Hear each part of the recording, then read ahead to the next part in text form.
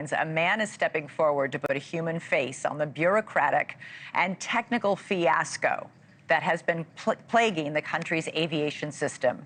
It is a problem that burst into headlines in the past month as air traffic control facility managers who were all in charge of the congested skies around Newark, New Jersey, endured a sudden temporary blackout of their radar systems, not once, but at least 3 times.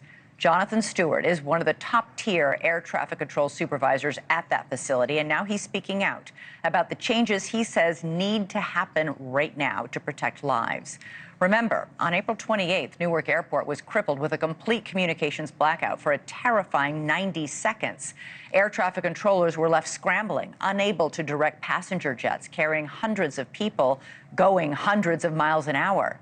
Bloomberg described the utter terror in the room, quote, when the computer screens shut off, the room erupted in panic. First came curses, then tears. The planes were literally flying blind. One controller told a United flight from Charleston, quote, I don't have a radar. I don't know where you are. We lost our radar and it's not working correctly. Radar service terminates and we don't have a radar, so I don't know where you are. After 90 seconds, the computers came back on, but the staff was left deeply shaken. At least 5 have taken trauma leave, exacerbating the chronic staff shortages. Less than 2 weeks later, on May 9th, another 90-second outage. When voice communications came back online, they captured this plea from a controller to a FedEx pilot she was guiding at that time. 1989, I'm going to hand you off here. Our scope just went black again.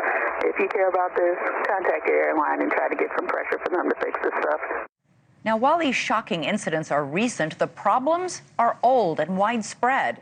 To put it bluntly, there aren't enough air traffic controllers, and their equipment is often severely outdated. We're going to get a brand new modern system. Congress is working with us on that, and we're going to get it done as quickly as we can. But it's in the works, and once it's done, it'll be good for 30 years. But we have a system that's 48 years old. A recent hearing on Capitol Hill exposed the fact that some controllers are using floppy disks and other equipment that was brand new when our kids were playing Space Invaders decades ago.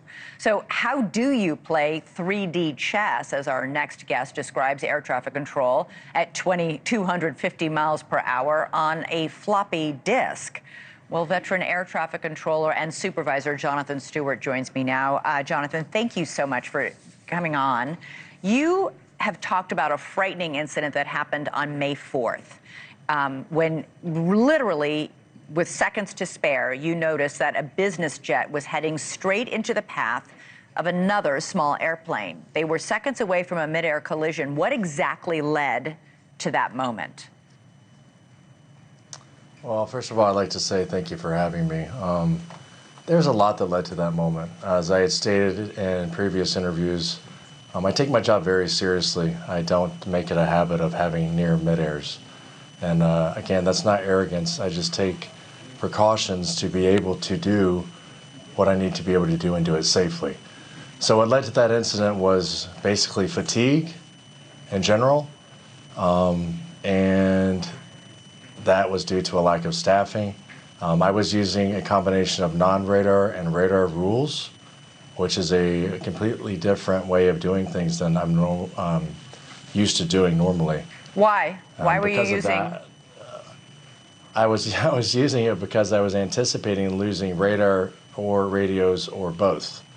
So in order to be able to ensure separation, you have to use non-radar rules in lieu of radar rules. You were actually busy writing. You were writing down the call signs for Correct. each airplane in the sky and their flight data because you were afraid your radar would go out. It's not necessarily that I was afraid it would go out. I knew it would go out. I just didn't know when. So it's like knowing you're going to get into a car wreck. You just don't know when. So you better keep your seatbelt on just to be safe. Right. So days after this happened, you emailed your FAA manager saying, quote, I take my job very seriously, as I do the safety of the flying public. I don't want to be responsible for killing 400 people. How close are we to that happening? All right, so to clarify, it wasn't days after, it was the day of, because in the email I had asked for, a few days off of what they call administrative leave so I could get my head wrapped around what had just happened. That was denied, so I went the other route, which was to take OWCP, Occupational Workers' Compensation. Yeah, so basically, I was pretty upset to be put in that situation. We all have our pride, and Newark controllers for Area C specifically, well, all of the controllers, period. We all strive to be the best of the best that we can be, in our area. To be put in a situation where you're not only guaranteed to fail, but guaranteed to fail badly was infuriating for me. So I let that loose in an email.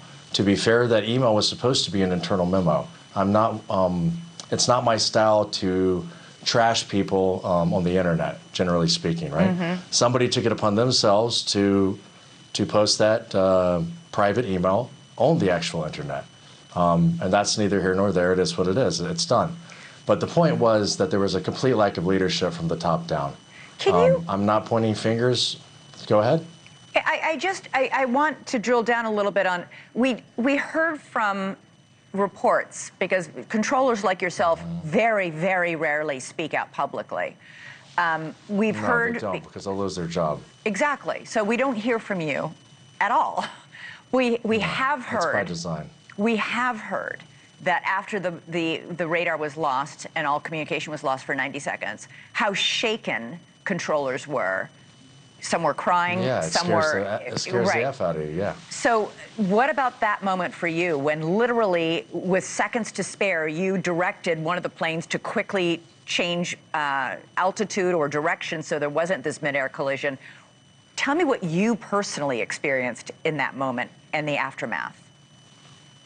So I think I can speak for all controllers when I say, when that happens, everything goes out the window. You do what you have to do to keep airplanes from hitting. That is the #1 order of business, right? To safely separate and sequence aircraft and to avoid a collision of aircraft, okay? So you do what you have to do. You compartmentalize, you buckle down, you take care of the situation. Afterwards, you throw up, or you tear up, or you scream, you curse, you throw things. I mean, these are all normal human emotions. For us, it's amplified in so much as to be put in a situation where I'm guaranteed to fail really ticked me off. And that's why I took the steps that I took. And I did say something to the effect of, this is unsafe. I'm about to have a deal. And the individual I spoke to was aware of that. I just said, just so you know, here's what's going to happen afterwards. I'm not going to get into what I said, but everything that has happened afterwards is what I said was going to happen. And if there's a lack of leadership, it's a major issue. We don't need any more managers in the FAA, all right? We don't. No, you need more controllers. So there's an old saying, well, we need that as well, but I'm saying we need leadership from the top, okay? So there's an old saying in the military, which is lead, follow, or get out of the way. Mm-hmm. So somebody needs to do something, okay? I have no desire to be in charge of anything whatsoever. I don't even want to do this. But that being said, no one else is doing it. I spoke to FAA Public Affairs before this entire saga began. I cleared everything through them. This is my opinion only. This is not the opinion of the FAA. I do not speak for the FAA. I speak for Jonathan Stewart, all right? And hopefully some of the controllers as well. This situation is unacceptable. It's not safe. It needs to be handled immediately. You are former military. I just wanted to point that out. I am, correct. There has been a lot of criticism of the controllers who took trauma leave after the April 28th outage. The CEO of United... That's because people don't know what they're talking about. Explain. Okay, so the CEO of United, as I said in the interview with the Wall Street Journal, was hopefully misinformed because what he said was categorically incorrect. That you walked off your job. First of all, that you all walked off the job. Correct. People had to be removed from position because they were no longer capable or qualified to work from a mental point of view, all right? You have to be in the right headspace to do this job. As you stated in the intro, it's like playing chess at 250 miles an hour. It's also three-dimensional, all right? There's a lot of talking, there's a lot of thinking, there's a lot of math. The best people to do this job, in my opinion, again, just mine, whatever, are people that play video games and people that work in the back in a kitchen, like a line cook or something like that. People that think fast on their feet, they're quick, they have a quick mind, they have a quick mouth, and they have a quick attitude. All of this is necessary. So for somebody to go out on a limb and say that we walked off the job, that's insulting at best. Yeah. And again, categorically incorrect. These ladies and gentlemen were not fit for duty anymore. as a result of an injury they sustained from their employer, meaning the Federal Aviation Administration. Very quickly, That's the John. long and short of it. Go ahead. And I'm sorry, we're nearly out of time, but we only have 10 seconds. Is it safe to fly, Jonathan? It's safe to fly. I would probably avoid Newark until something else is done. All right. I should note there was another outage at the Denver airport as well, and the old equipment that needs to be replaced because it's decades old isn't just in the Newark air traffic control towers, it's everywhere. This is a big, big issue. Jonathan Stewart, I really appreciate you coming on. We would love to stay in touch with you as hopefully they address these issues at a much higher level. Thank you very much. I appreciate it. Okay, thanks. Thank you. Thank you for watching. Subscribe below and download our NewsNation app right now on your phone, and you will get fact-based, unbiased news for all Americans.